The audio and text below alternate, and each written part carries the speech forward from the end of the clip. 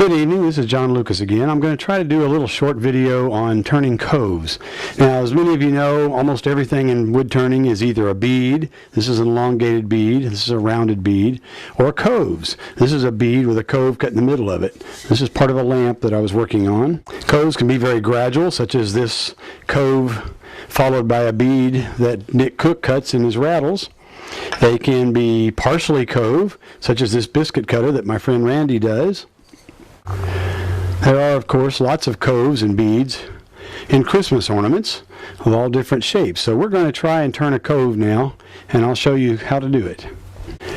Now, when turning a cove, this is the way the grain runs in my spindle, and we always want to turn downhill on the grain so that we're following the grain like this. This means that each little line is supported as we cut it. If I cut back this direction, I can break off the corner, and it's going to leave a very ragged edge. This is a typical cove. We always cut from the high point to the low point. High point to low point. Okay, one way to do a bead is first off to mark it.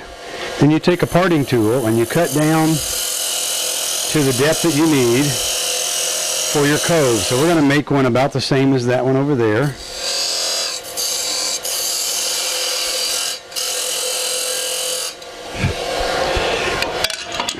And when I first learned to do it, it was using a scraper. Now, again, with a scraper, you always use the handle higher than the cutting edge. And you always go from the high point to the low point. So we'll go from high to low, high to low.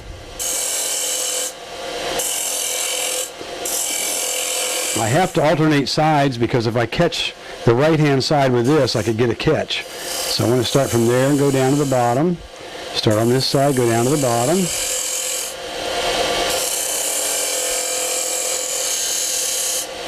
Now we're just trying to get rid of those little marks right at the very bottom from the parting tool.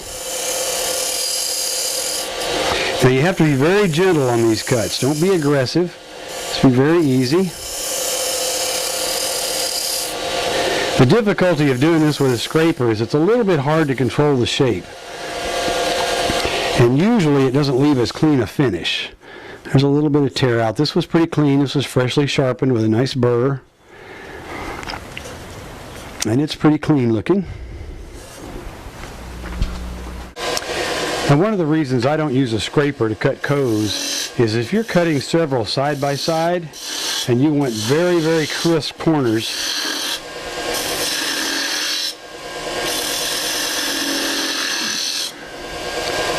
it's difficult to do this with a scraper because you'll tear these corners up. They'll chip.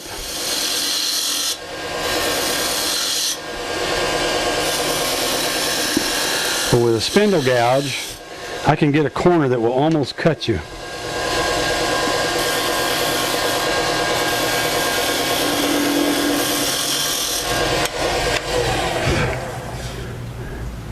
As you can see, that's very sharp. It's hard to do that with a scraper. I tried to do that with a scraper, and you can see how my edges are just torn to pieces.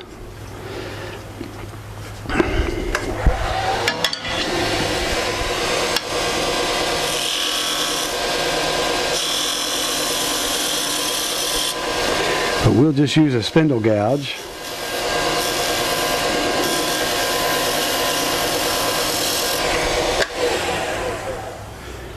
Now you can see I have a nice clean edge.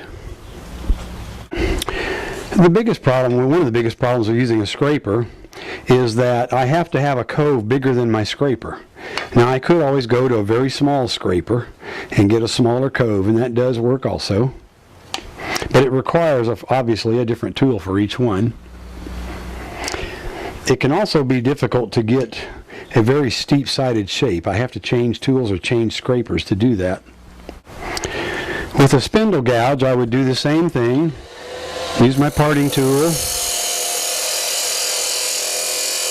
Cut down to the depth I want my bead cove.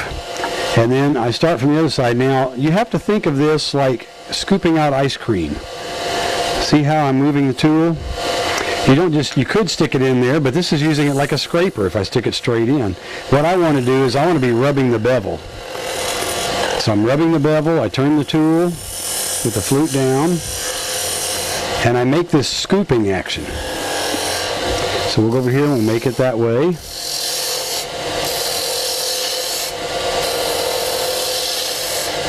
Now what I do is, as I start the cut, I put the flute pointing toward the left, start the cut very gently.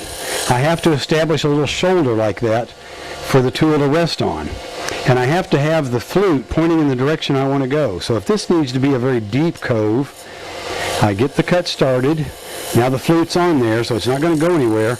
Now I push straight in, and I scoop it out in the direction I want to go. Now at the same time, you have to lower or raise the handle.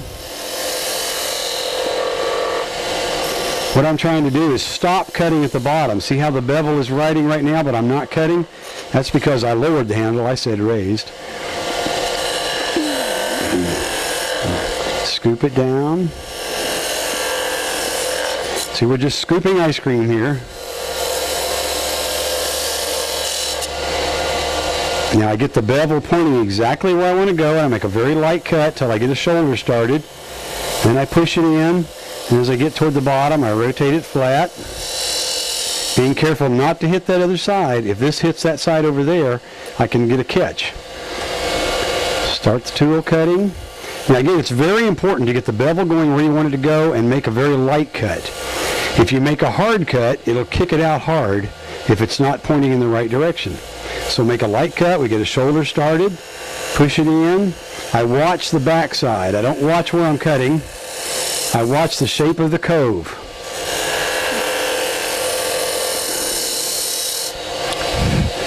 As always, this is a little difficult to do when you're reaching with your legs around a tripod. But that's the way a cove would be cut. And it's a very clean cut, very little tear out. It can easily be sanded. Again, I have to match the bevel to the direction I'm cutting. If I want a steep-sided cove, the tool may have to be way around here. If I want a shallow cove, the tool can be back here. So we'll turn this one into more of a shallow bead by simply aiming the bevel in a different direction.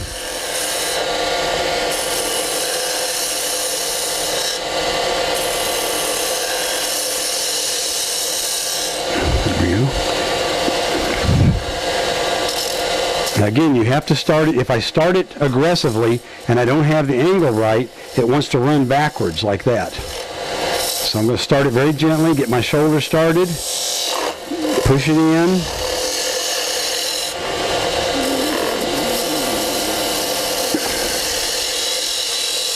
And just scoop my ice cream.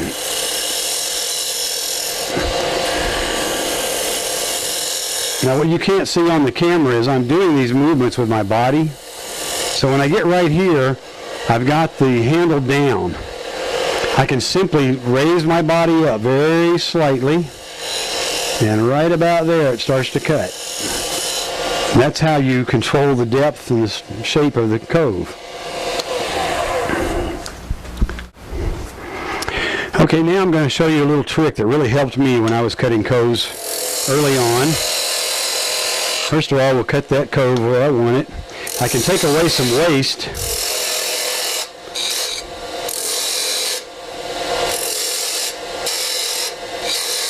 Make a little stair step. Now usually when you're trying to start a cove and you don't get this bevel exactly on the right angle, remember I said it was important to have a shoulder for the tool against? For example, there's a shoulder. So rubbing against that shoulder, I'm not going to get a kickback. So what I do is I take the parting tool and I create a slight shoulder right where my lines are. Just real slight. Now I have a shoulder to start on, so I can put my bevel against that, push the tool in, it won't get a kickback. See, I'm on that shoulder. And I've already wasted away a lot of my material, so it takes very little time to go shape the cove.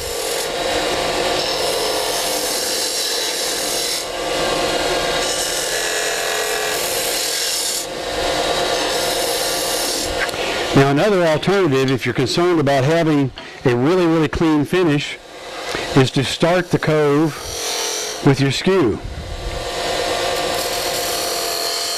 I've started my shoulder now, And that's a very clean, very crisp shoulder because it was started with the skew. And now again I can put my tool, my spindle gouge in there, make my cut, go to this side, put my gouge in there, and make one more because I didn't quite get that out of the way.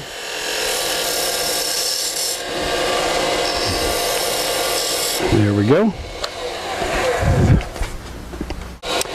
Okay, I've got one last trick for you experts out there. Let's suppose that you want to cut a cove that's very deep and very narrow.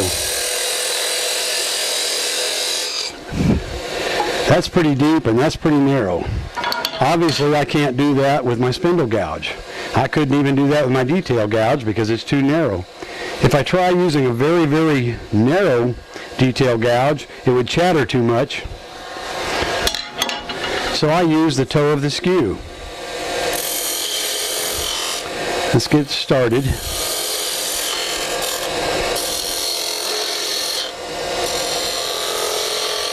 Now what I do is I get to the bottom, I'm simply arcing the tool across.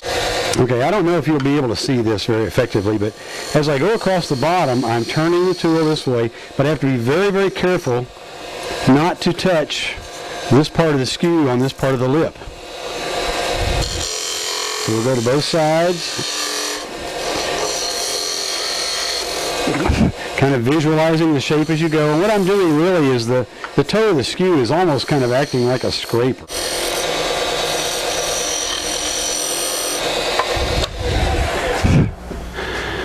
And there we go, with a little bit of work, a little bit of sanding on the inside. And you have a very long, deep, narrow cove. Now, of course, coves don't have to be equal on both sides. You can have a very steep side followed by a very long side. This is very similar to a column that Frank Lloyd Wright used in his architectural work. So feel free to play with your coves any way you want.